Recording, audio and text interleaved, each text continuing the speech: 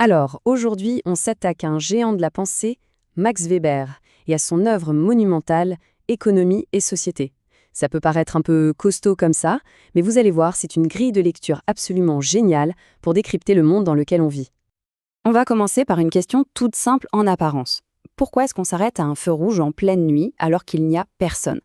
Qu'est-ce qui fait que nos sociétés ne partent pas dans tous les sens? C'est exactement ce mystère que Max Weber a voulu percer. Pour Weber, la réponse, elle n'est pas si simple. Ça ne tient pas juste à la peur du gendarme. Non, c'est beaucoup plus subtil. Tout repose sur des forces, des sortes de fils invisibles qui guident nos comportements au quotidien. Le premier de ses fils, c'est ce qu'il appelle la convention.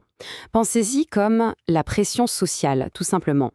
Il n'y a pas de loi qui nous oblige à faire la queue ou à dire bonjour, mais on le fait.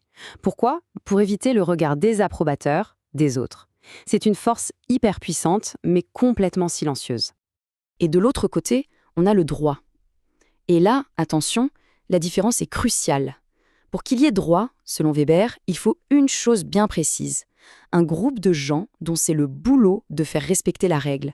La police, les tribunaux, bref, une équipe dédiée à la sanction.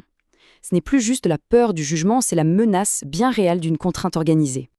Bon, maintenant qu'on a posé ces bases, on peut attaquer le cœur de la pensée de Weber. Il nous dit que quand on obéit à une autorité, on ne le fait pas toujours pour les mêmes raisons.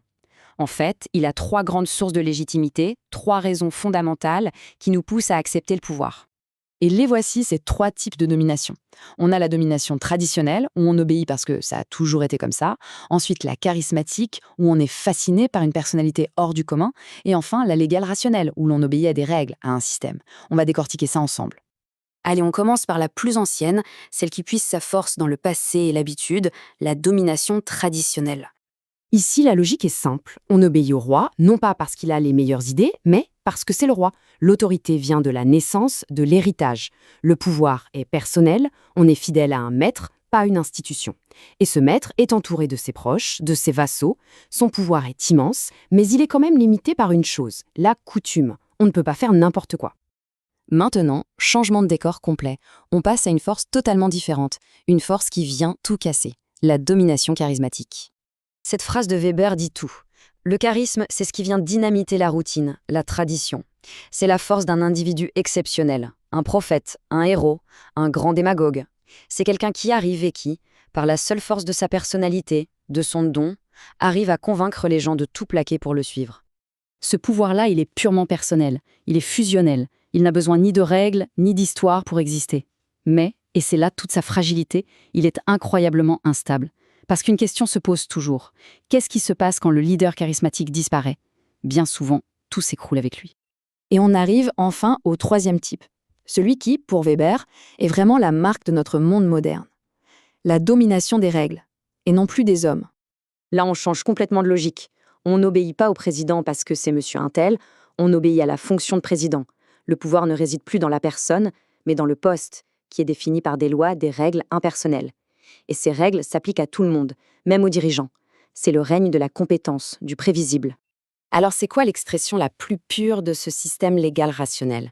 Quelle est la machine, l'organisation qui le fait tourner à plein régime? Weber a une réponse très claire. C'est une forme d'organisation qu'on connaît tous et qu'on n'aime pas toujours d'ailleurs. Eh oui, la bureaucratie. Le mot fait un peu grincer les dents, on pense tout de suite à la lenteur, à la paperasse. Mais pour Weber, attention, c'est le système d'organisation le plus efficace et le plus rationnel que l'humanité ait jamais inventé. Comment ça marche une bureaucratie? C'est une mécanique de précision. Il y a une hiérarchie claire, des compétences bien définies pour chaque poste, tout est basé sur des documents écrits, les dossiers, pour assurer la continuité. Les gens sont recrutés pour leur expertise, pas parce qu'ils sont le cousin de quelqu'un. Et, point crucial, il y a une séparation nette entre le bureau et la vie privée. On retrouve ça partout, dans l'État, les grandes entreprises, les hôpitaux. C'est le véritable squelette de nos sociétés. Bon, on pourrait se dire que tout ça, ce sont des concepts un peu théoriques, qui datent d'un siècle. Mais en réalité, c'est une grille de lecture incroyablement puissante pour comprendre le monde d'aujourd'hui. Et voilà, peut-être l'idée la plus importante à retenir. Ces 3 types de domination, ce ne sont pas des étapes historiques qui se succèdent, non. Elles sont vivantes, elles coexistent en permanence, elles s'affrontent et se mélangent tout autour de nous, ici et maintenant. Regardez bien, La domination traditionnelle, on la voit dans l'importance de la famille, dans certaines coutumes. Le charisme, il explose avec un leader politique qui électrise les foules ou un patron de start-up visionnaire.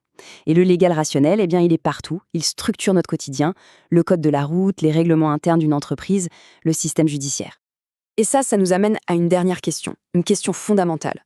Dans nos sociétés, qui sont de plus en plus organisées, rationnelles, bureaucratiques, quelle place reste-t-il pour le poids de l'histoire, pour la tradition?